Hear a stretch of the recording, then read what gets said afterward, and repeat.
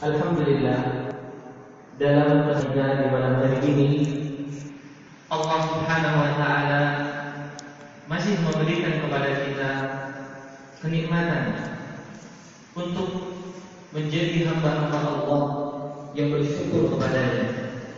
Syukur yang membuahkan lisan yang selalu memuji kepada Allah. Syukur yang membuahkan amalan-amalan saleh, yang itu adalah pertanda bahwa keimanan yang ada di dalam hatinya itu subur dan memiliki hasil yang baik. Jamaah sidang salat maghrib yang dimuliakan Allah, dalam kesempatan kita di malam hari ini, mari kita bersama-sama mentadabburi sebuah ayat yang Allah Subhanahu wa taala sebutkan di dalam Al-Qur'an. Sebuah ayat yang menjadi jawaban dari kegelisahan sebagian sahabat Rasulullah sallallahu alaihi wasallam. Dikala itu Rasulullah sallallahu alaihi wasallam di awal-awal Islam, mereka ketika menjalankan ibadah salat, mereka menghadap ke Baitul Maqdis. Dan ini berlangsung beberapa saat, sehingga Rasulullah sallallahu alaihi wasallam setiap hari berdoa dan menengadahkan wajahnya ke langit,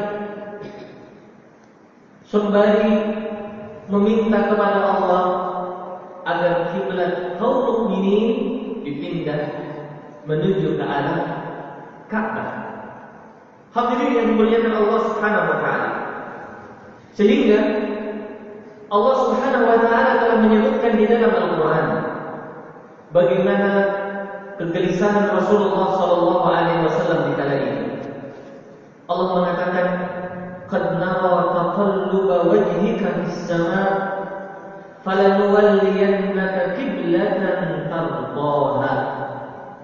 Kata Allah, sungguh ya Muhammad, kami telah melihat bagaimana wajahmu itu menengadah dan turun ke langit.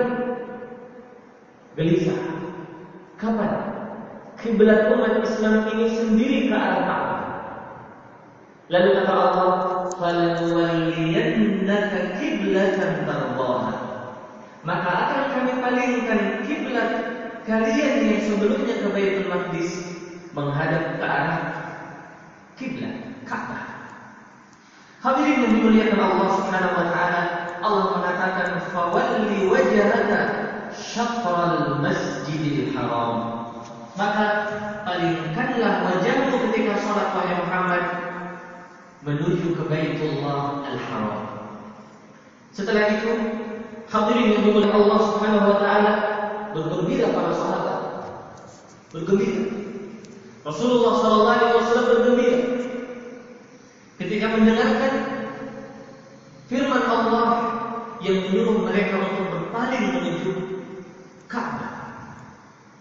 Sehingga hadirin yang dimuliakan Allah Subhanahu wa taala, saking gembiranya para sahabat, sebagian di antara mereka pulang ke kampungnya dan ingin memberitahukan berita gembira itu.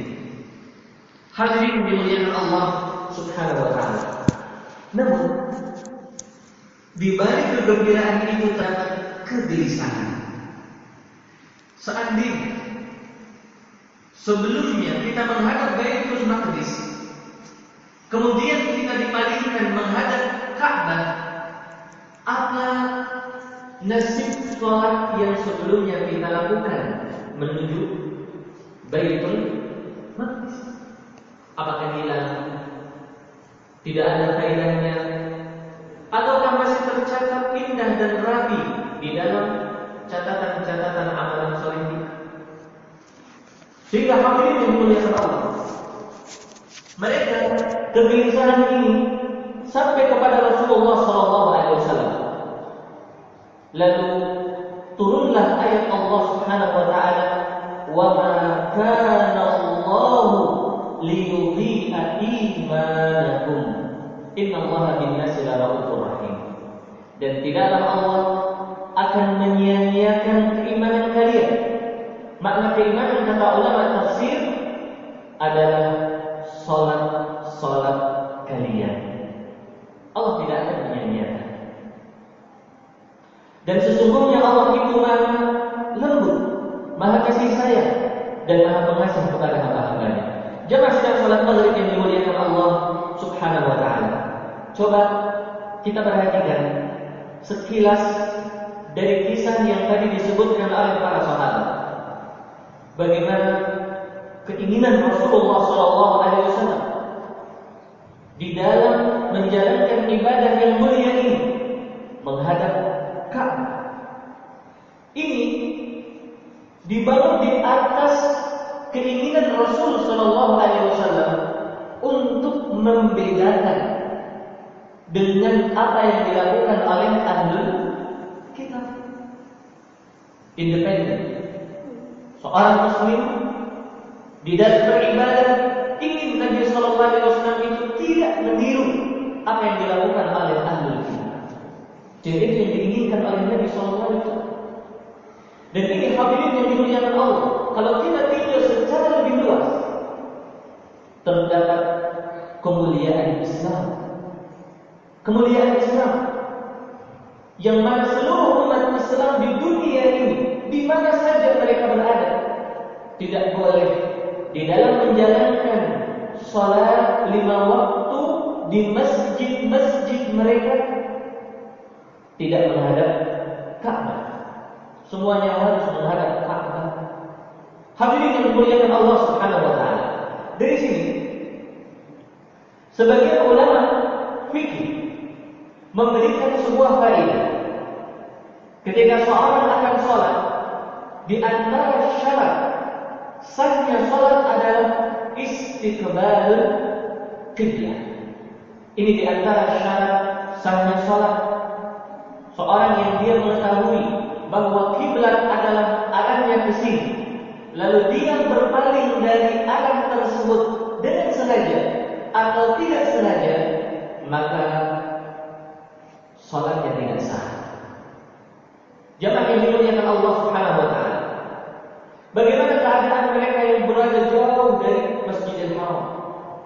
Para ulama mereka sepakat, 4 imam mazhab, dan selain mereka dari kalangan ulama, seandainya seorang berada di Masjidil Haram atau mereka berada di hotel yang bisa melihat Masjidil Haram, mereka tidak boleh untuk memalingkan wajahnya dari Ka'bah.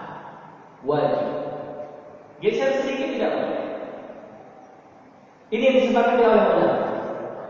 Namun mereka yang jauh dari Ka'bah, para ulama mereka menyebutkan mereka harus untuk tahari. Makna tahari adalah berusaha semaksimal mungkin untuk mendapatkan arah kiblat. Bergeser sedikit dimaafkan selama mereka berada dalam konteks usaha untuk mendapatkan arah kiblat. Tetapi kalau kita tahu bahwa arah kita itu sudah jauh dari Ka'bah, maka kita diharuskan untuk menggeser wajah kita dan menghadap ke arah Ka'bah. Ada sebuah kisah jemaah yang dimuliakan Allah. Sebagian sahabat ketika turun ayat tersebut, mereka sebagian tidak langsung tahu, ya kan? Tidak seperti kita di zaman sekarang yang banyak media, alat komunikasi sangat mudah. Di zaman itu tidak ada. Sehingga sebagian para sahabat yang mereka sholat di Masjid Quba, ya, di Masjid Quba, mereka tidak tahu kalau arah kiblat itu sudah berubah. Sehingga ketika mereka sedang sholat subuh, lewatlah Ibnu Umar radhiyallahu anhu. Ketika melihat mereka masih menghadap ke arah Baitul Maqdis, sahabat ini mengatakan kepada para jamaah, sahabat ini mengatakan, Inna Allah qad anzala laylata al-Quran wa qad an yastaqbilul qiblah. Sesungguhnya Wahai kaum mukminin, tadi malam telah turun ayat yang menyuruh kita semua berpindah kiblatnya menuju Ka'bah. Apa yang dilakukan oleh para sahabat dalam keadaan mereka sedang salat? Kata Ibnu Umar, wa kanat wujuhuhum ila Syam fastadaru ila Ka'bah. Dalam keadaan mereka sedang salat, wajah mereka itu menghadap ke Baitul Maqdis. Mereka semua berpaling menuju Ka'bah. Dalam keadaan mereka sedang salat. Jangan sedang salat maghrib yang dimuliakan Allah. Ini memberikan kepada kita sebuah kesimpulan. Kalau kita melihat seseorang salat dengan pemahaman dia bahwa Ka'bah ke arah sini, lalu dia salat, mungkin ya sebagian masjid memang bentuknya tidak membantu gitu. Kalau kebanyakan masjid seperti ini mudah masuk kiblatnya ke sini. Mungkin bentuknya lain sehingga dia salat mengikuti bentuk masjid, padahal itu bukan kiblat. Kalau kita melihat, kita pegang pundaknya, kita geser.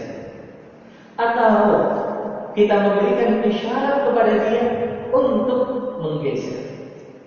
Karena ini adalah perintah dari Allah Subhanahu wa Ta'ala. Baik, jangan yang dimuliakan Allah, tentunya ini dibahas panjang lebar di dalam permasalahan yang berkaitan dengan fikih. Tetapi yang ingin saya angkat sebagai tema di dalam pertemuan kita di malam hari ini adalah apa yang berkaitan dengan ayat Allah, wa ma kana Allahu liyudhi'a imanakum. Dan tidaklah Allah menyia-nyiakan keimanan kalian.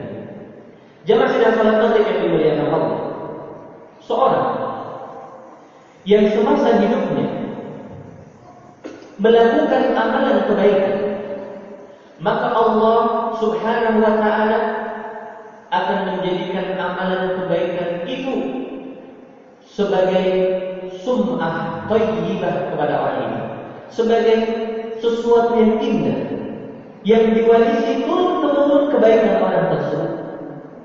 Allah tidak akan menyia-nyiakan.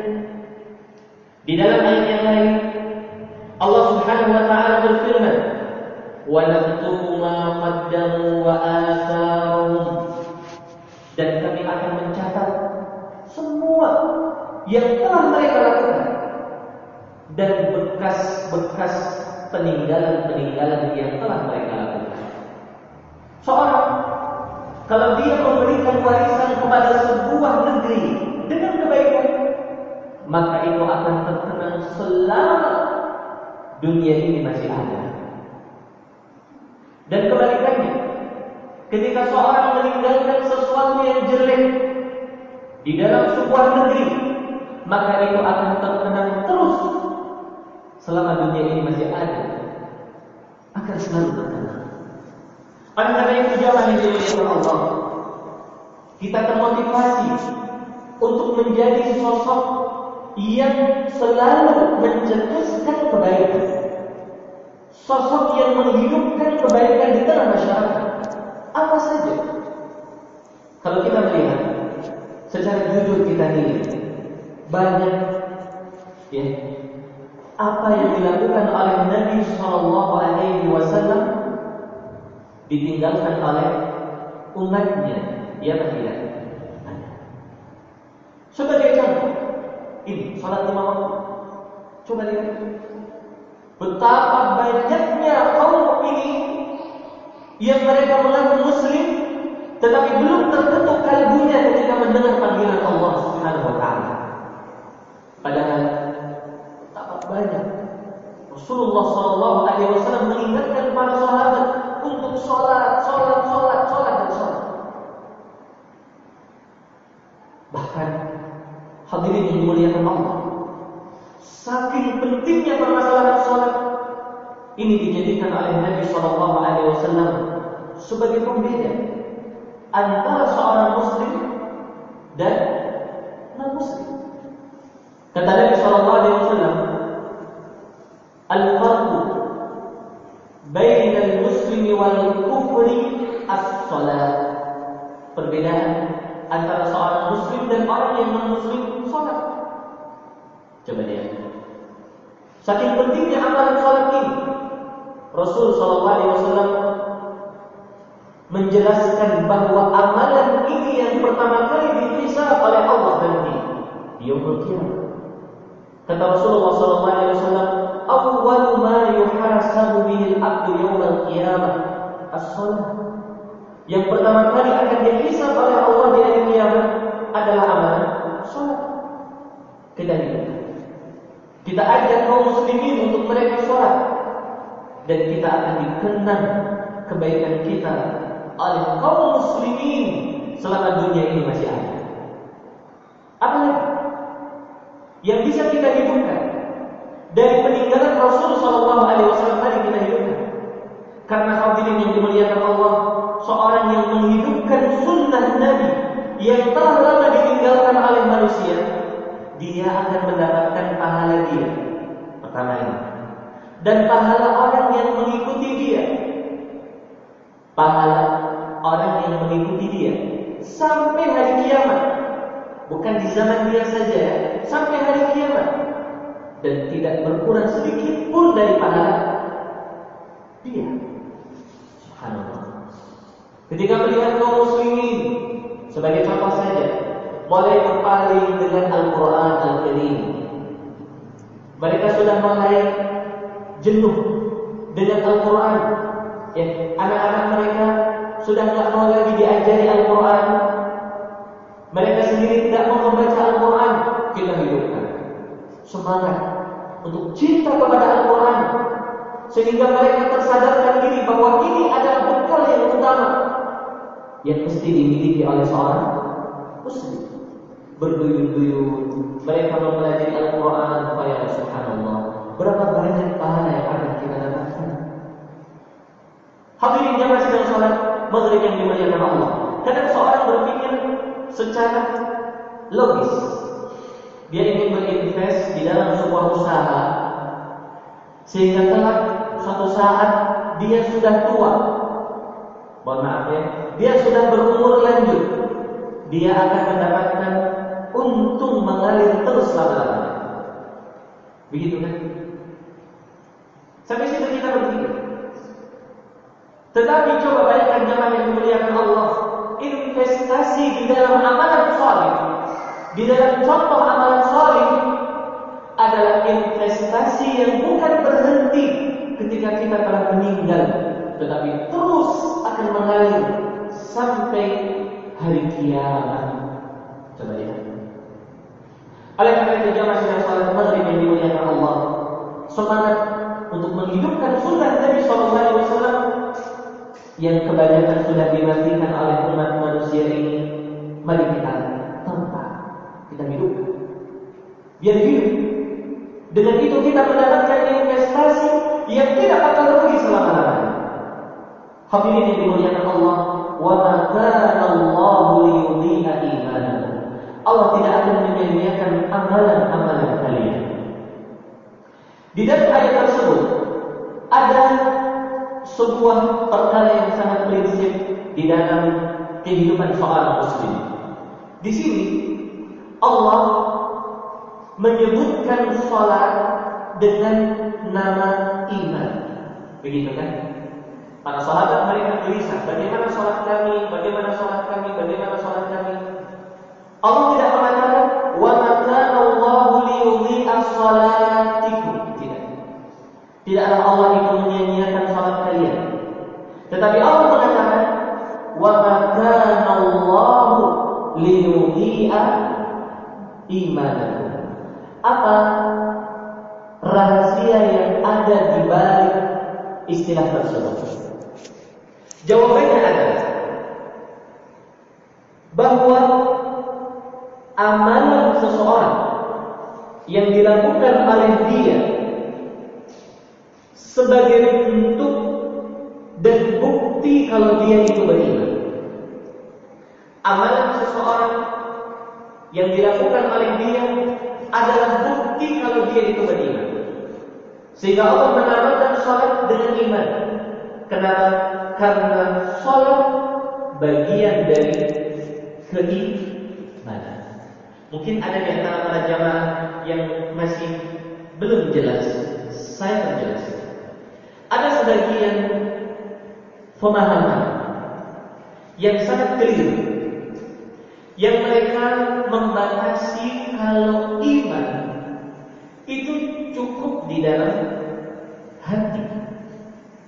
Kalau ada seorang yang meyakini bahwa Tuhan dia itu Allah, Rasul dia adalah Nabi Muhammad sallallahu alaihi wasallam, agama dia adalah Islam, di dalam hatinya, walaupun tidak mengucapkan kalimat syahadat, apalagi beramal dengan amalan salih, maka dia itu seorang mukmin yang sempurna keimanannya.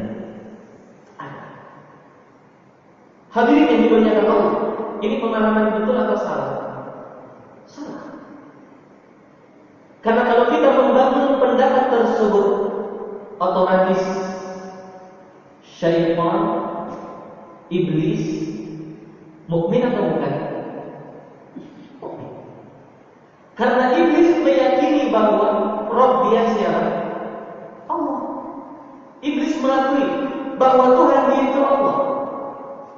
Diakui oleh iblis.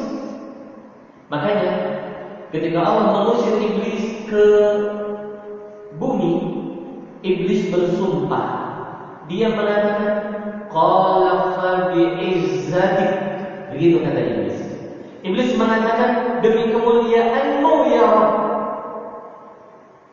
Iblis mengakui kalau Rabb dia siapa? Allah.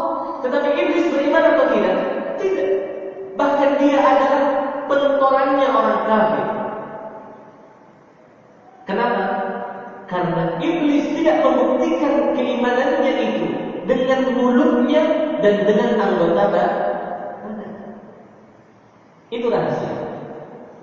Makanya jamaah yang dimuliakan Allah, keimanan itu bukan angan-angan belaka. Keimanan itu bukan pengakuan semata. Keimanan adalah sesuatu yang tertanam kokoh di hati kita, dan kita ucapkan dengan lisan kita, dan kita buktikan dengan anggota badan kita. Anda beriman? Ya, ayo buktikan keimanan Anda dengan memenuhi panggilan Allah SWT. Anda beriman? Ya. Kalau Anda beriman, buktikan keimanan Anda di dalam penampilan Anda. Masa seorang muslim pakai kalung salib? Contoh. Buktikan. Anda beriman? Ya, saya beriman. Kalau Anda beriman, buktikan bahwa Anda beriman dengan pergi haji ketika Anda mampu. Baik. Begitu jamaah yang dimuliakan Allah.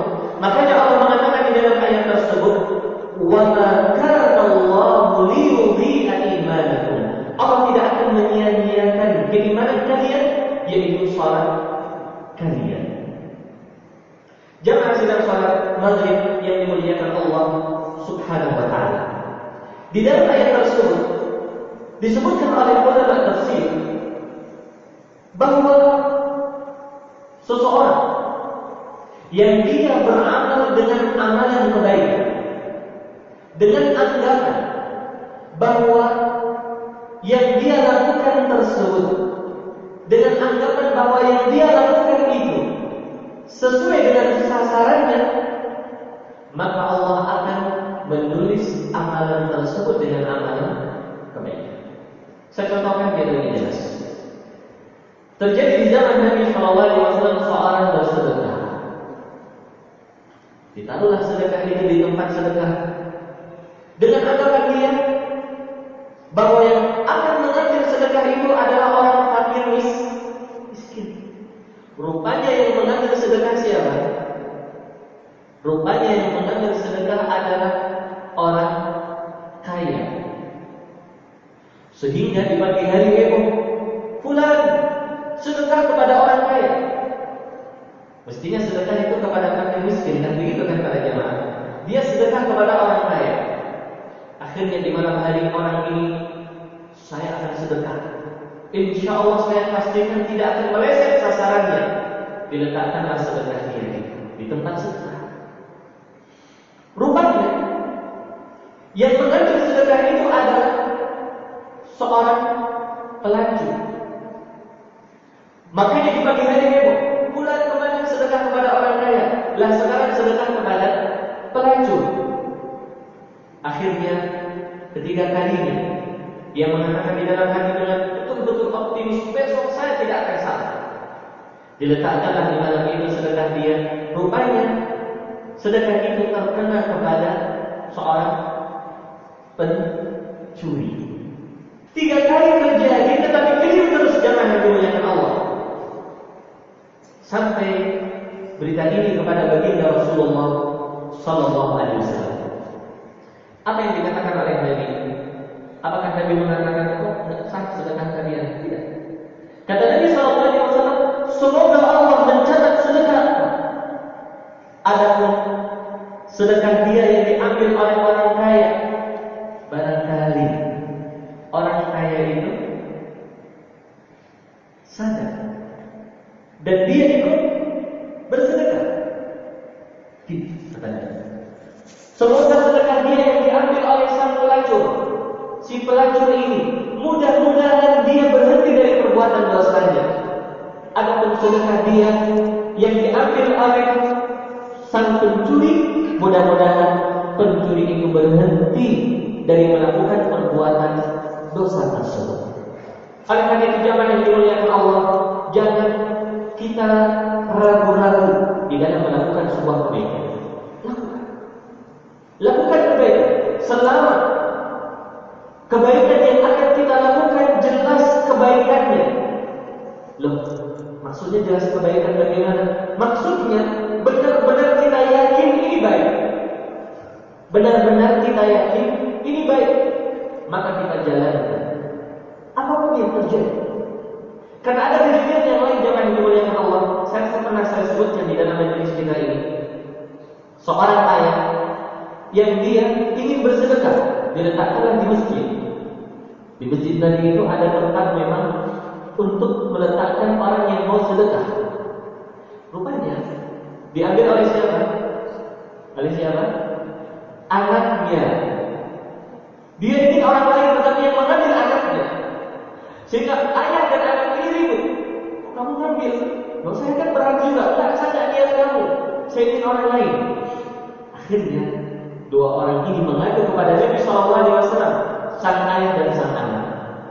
Apa kata Nabi Sallallahu Alaihi Wasallam?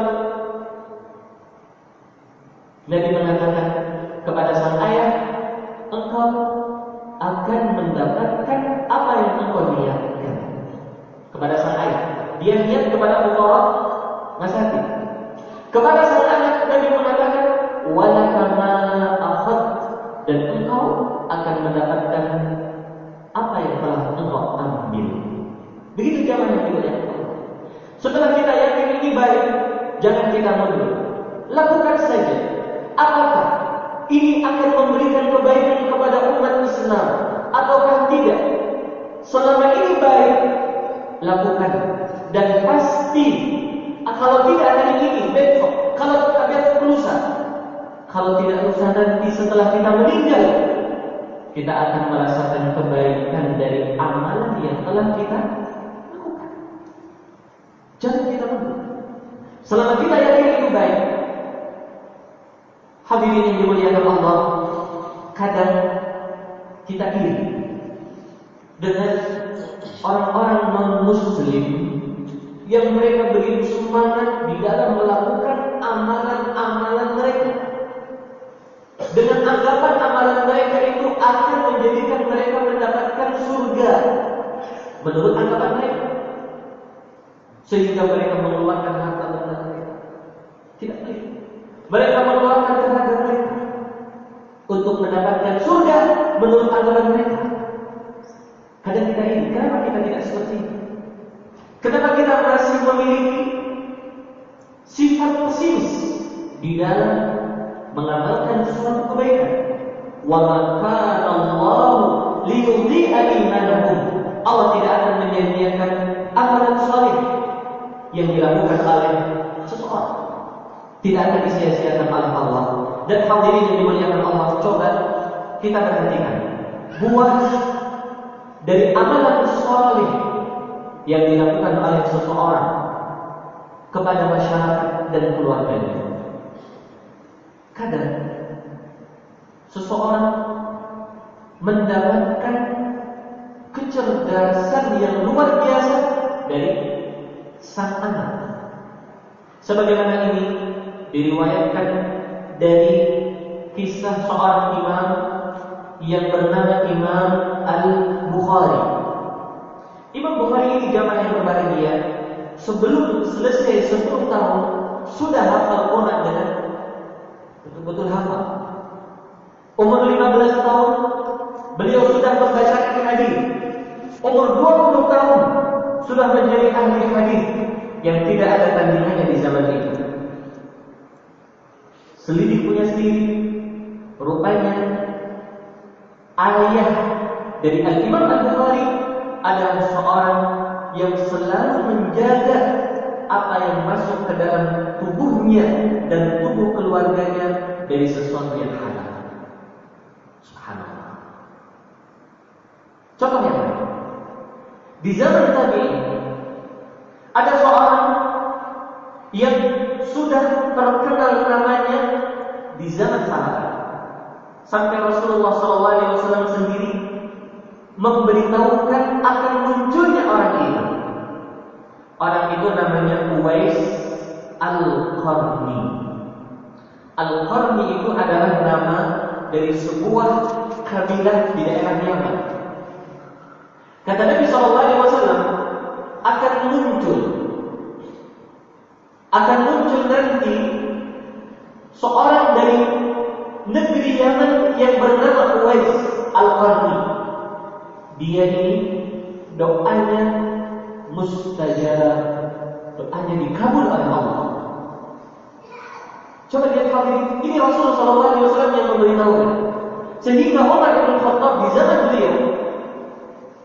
beliau hampir setiap hari menunggu datangnya rombongan dari daerah Yaman. Barangkali ada orang yang bernama Uwais.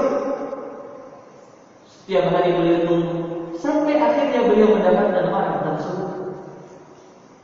Seorang yang biasa saja, bahkan ada putihnya di wajahnya, bekas dari penyakit.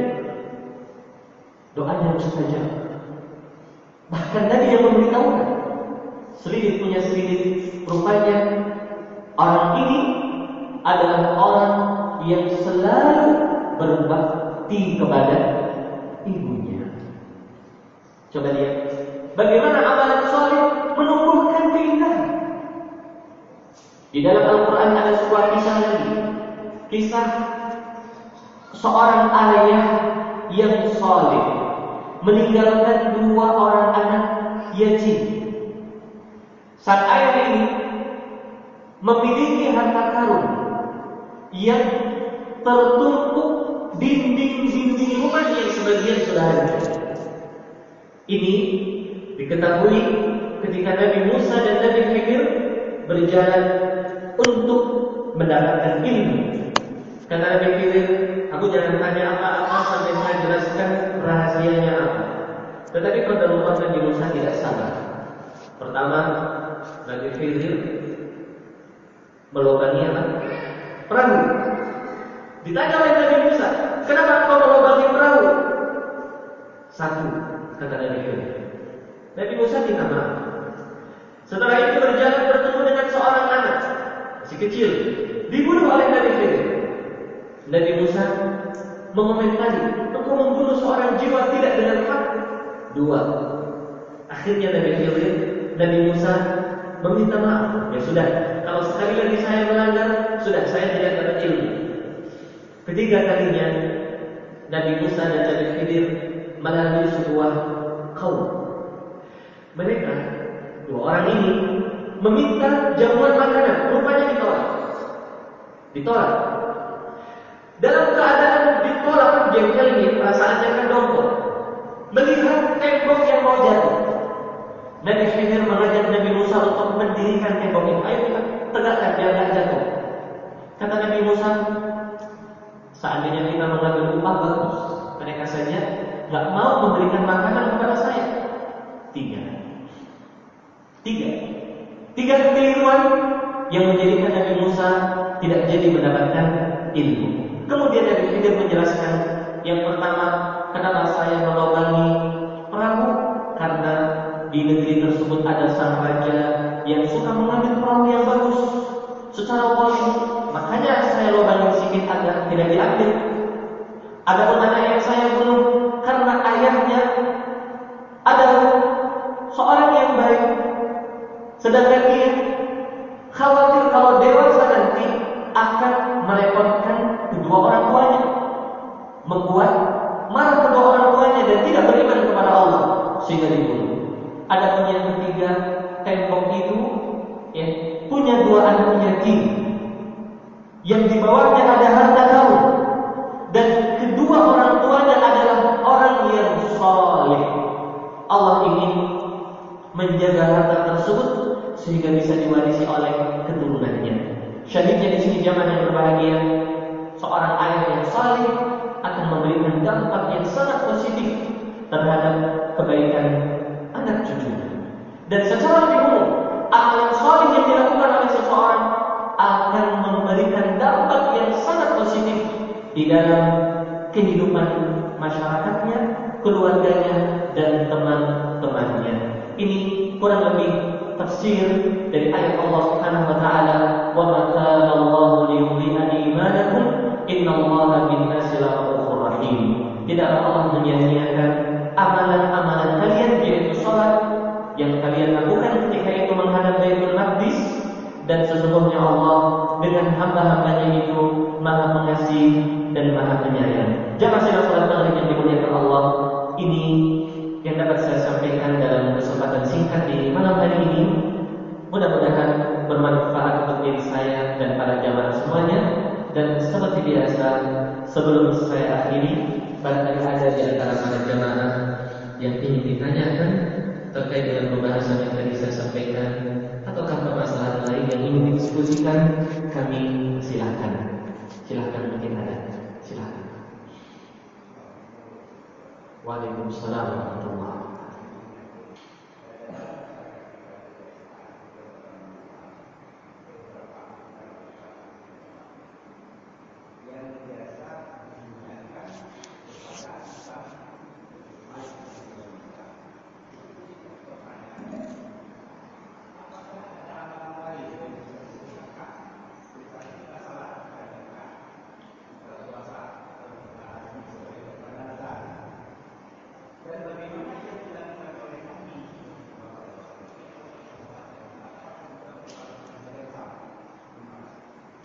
Baik, kita semua tahu jamaah yang berbahagia bahwa ketika seorang itu menghembuskan nafasnya, maka terputus hubungan dia dengan alam dunia. Dia sudah berpindah ke alam yang dinamakan dengan alam barzakh. Dengan terputusnya dua alam tersebut, maka terputuslah hubungan. Makanya Allah mengatakan, wala taziru waziratun wizra ukhra. Tidak akan seorang menanggung dosa yang dilakukan oleh orang lain. Dalam ayat yang lain Allah mengatakan, wa an laisa lil insani illa ma sa'a. Seseorang tidak akan mendapatkan kecuali apa yang dia lakukan. Di dalam hadis itu dijelaskan kata Nabi, jika seorang manusia meninggal, maka terputuslah semua amalannya. Tetapi di dalam hadis itu ada istitsna, ada pengecualian. Di dalam hadis itu disebutkan 3 amalan yang dikecualikan. Dalam arti 3 amalan ini akan terus bersambung. Apa itu? Pertama, sedekah jariyah. Kedua, ilmu yang bermanfaat. Dan yang ketiga adalah amalan-amalan saleh. Saya ulangi, yang ketiga adalah anak saleh yang mendoakan kebaikan kepada orang tuanya. Maka para ulama menyebutkan 3 amalan ini akan terus bersambung dengan orang yang sudah meninggal. Kalau kita melihat ayat-ayat dan hadis yang lain, masih ada amalan seseorang yang sudah meninggal, dia akan mendapatkan manfaatnya dari amalan orang yang masih hidup. Contoh, seorang yang sudah meninggal belum sempat berhaji. Nabi SAW ketika ditanya oleh seorang sahabat wanita, apakah boleh saya menghajikan untuk ibu saya? Nabi mengatakan boleh. Hujji an ummi. Silakan engkau berhaji untuk ibu. Engkau berhaji tetapi niatkan haji itu untuk ibu kita. Dan ini dinamakan di dalam negeri kita atau di dalam istilah Islam namanya haji bada. Kalau kita melihat dari yang lain, ada amalan lain, contoh puasa. Orang meninggal hutang puasa atau dia pernah berdagang puasa belum dilakukan sampai dia meninggal, maka boleh bagi ahli warisnya untuk berpuasa dan ini akan sampai kepada mereka. Yang lain sedekah secara umum, maka boleh seorang bersedekah. Misalkan ada orang pengemis yang mengambil uang 10.000 ini, saya niatkan orang tua saya, atau saya niatkan siapa kaum muslimin yang sudah meninggal. Kita menemukan barang di jalanan atau di punya siapa, besar jumlahnya, puluhan juta. Setahun, 2 tahun, 3 tahun, 10 tahun, 20 tahun belum ada yang ambil. Sudah, saya ambil harta ini, saya sedekahkan dengan niat orang yang punya. Mungkin dia sudah meninggal sampai. Walhasil jamaah yang dimuliakan Allah, di sana ada beberapa amalan yang memang dikecualikan dari terputusnya hubungan antara alam dunia, alam barzakh dan alam akhirat. Namun selain yang tidak ada dalilnya dan tidak ada panduannya dari Al-Quran, dari Sunnah Nabi SAW, maka kita kembali kepada hukum asal terputus. Begitu. Kalau ada dalil yang mengatakan bersambung, maka kita mengatakan bersambung. Karena memang beda alam dunia, alam barzakh dan alam akhirat. Wallahu a'lam bishawab. Ini yang dapat saya jawab. Mudah-mudahan bisa dipahami dan karena waktu sudah habis, mohon maaf jika ada kata-kata yang kurang berkenan dan saya akhiri. Subhanakallahumma wa bihamdik, asyhadu an la ilaha illa anta